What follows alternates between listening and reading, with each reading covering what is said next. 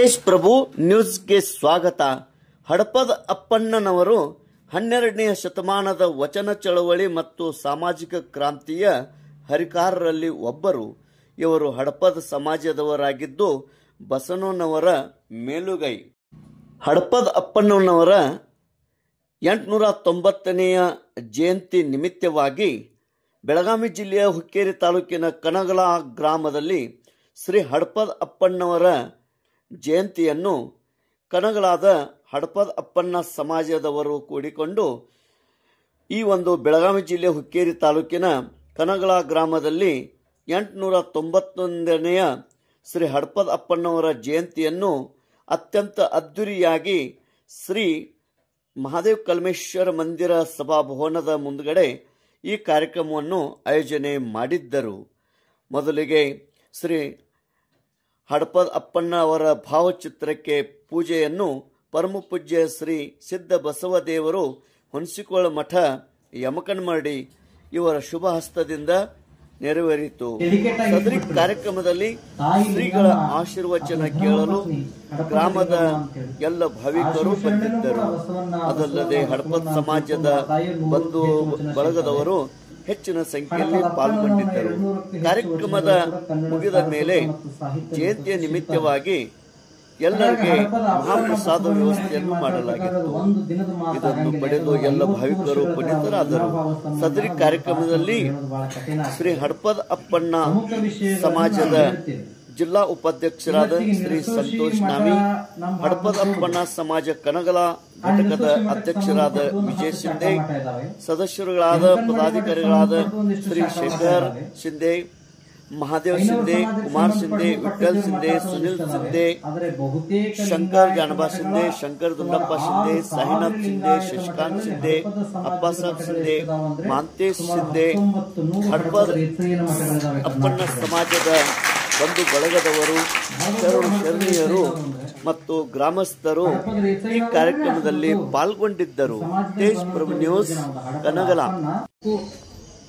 ವಿಜಯಪುರ, ಬಳ್ಳಾರಿ ಮತ್ತು ಬೆಳಗಾವಿ, ಕೊಪ್ಪಳ, ಹನುಮಸಾಗರ ಮೊದಲು ಮಾಡಿಕೊಂಡು ಬಹಳಷ್ಟು ಕಡೆಗೆ ಹಡಪದ ಸಮಾಜದ ಸಂಘಟನೆಗಳನ್ನು ಮಾಡಿದ್ದೀವಿ.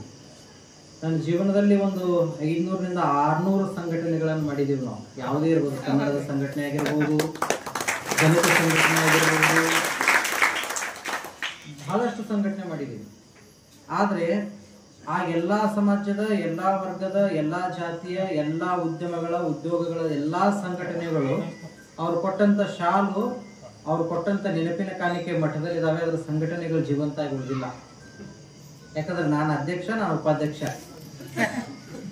ಅದು ಹಾಗಾಗಿ ಹಡಪದ ಸಮಾಜದ ಕಾರ್ಯಕ್ರಮಗಳನ್ನು ಎಲ್ಲೆಲ್ಲಿ ಊರಾಗ ಮಾಡಿ ಬಂದಿನಲ್ಲ ಅವೆಲ್ಲ ಶಾಶ್ವತವಾಗಿ ಉಳಿದಾವೆ, ವ್ಯವಸ್ಥಿತವಾದ ರೀತಿಯಲ್ಲಿ ಇದಾವೆ. ಹಾಗಾಗಿ ಕಾರ್ಯಕ್ರಮಗಳನ್ನು ಮಾಡ್ತಾ ಹೋದಾಗ ನಾನು ಪ್ರತಿ ಸಲ ಹೇಳುವಂತ ಒಂದು ಮಾತು ಅಂದ್ರೆ, ಇದು ಅಂತರಂಗದ ನೋವಿನ ಕಾರ್ಯಕ್ರಮ. ಹಡಪದ ಸಮಾಜದ ಕಾರ್ಯಕ್ರಮ ಅಂದ್ರೆ ಬಹಳ ದೊಡ್ಡ ಸಮಾಜ. ನಾವು ಜಗತ್ತಿನಾದ್ಯಂತ ಹಡಪದ ಸಮಾಜದ ಇಲ್ಲದ ಊರಿಲ್ಲ, ಇಲ್ಲದ ಪಟ್ಟಣ ಇಲ್ಲ. ಹಾಗಾಗಿ ಆ ಸಮಾಜಕ್ಕೆ ಒಂದು ತಲೆಪಟ್ಟಿಯನ್ನ ಕಟ್ಬಿಟ್ರು. ಇವತ್ತಿಗೂ ನಾವು ಹಡಪದ ಈ ಫೋಟೋ ಇಟ್ಟಾಗ ನನಗೆ ಬಹಳ ಖುಷಿ ಆಯ್ತು. ಈಗ ಬಸವಣ್ಣನ ತೋರಿಸ್ಬೇಕಾದ್ರೆ ಕೈಯಾಗ ಲಿಂಗ ಇಡ್ತೀರಿ, ಬಸವಣ್ಣನ ತೋರಿಸ್ತೀರಿ. ಅಕ್ಕಮಾದೇವಿನ ತೋರಿಸ್ಬೇಕಾದ್ರೆ ಕದಲಿ ಬಣದಾಗ ಇಡ್ತೀರಿ, ಯಾಕಂದ್ರೆ ಅಕ್ಕಮಾದೇವಿನ ತೋರಿಸ್ತೀರಿ. ಪ್ರಭುದೇವರನ್ನು ತೋರಿಸ್ಬೇಕಾದ್ರೆ ಶಿವನ ಪೀಠದ ಮೇಲೆ ಇಡ್ತೀರಿ, ಪ್ರಭುದೇವ ಅಂತ ತೋರಿಸ್ತೀರಿ, ಒಂದು ಚಲೋ ಉನ್ನತ ಸ್ಥಾನದಲ್ಲಿ ತೋರಿಸ್ತೀರಿ.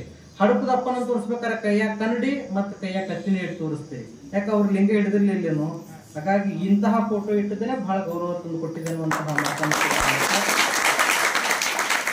ಡೆಡಿಕೇಟ್ ಆಗಿ ಇಟ್ಟುಬಿಟ್ರು. ತಾಯಿ ಲಿಂಗಮ್ಮ, ಆತನ ಧರ್ಮ ಪತ್ನಿ ಹಡಪದ ಲಿಂಗಮ್ಮ ಅಂತೇಳಿ. ಆ ಶಿವಶರಣೆನೂ ಕೂಡ ಬಸವಣ್ಣ ಬಸವಣ್ಣ ಬಸವಣ್ಣ ಅಂತ ತಿಳ್ಕೊಂಡು ಆ ತಾಯಿಯ 100ಕ್ಕೂ ಹೆಚ್ಚು ವಚನ ಸಿಗ್ತವೆ. ಹಡಪದ ಅಪ್ಪನವನ 200ಕ್ಕೂ ಹೆಚ್ಚು ವಚನಗಳು ಕೂಡ ಕನ್ನಡ ಸಾರಸ್ವತ ಮತ್ತು ಸಾಹಿತ್ಯ ಲೋಕಕ್ಕೆ ಸಿಗ್ತವೆ.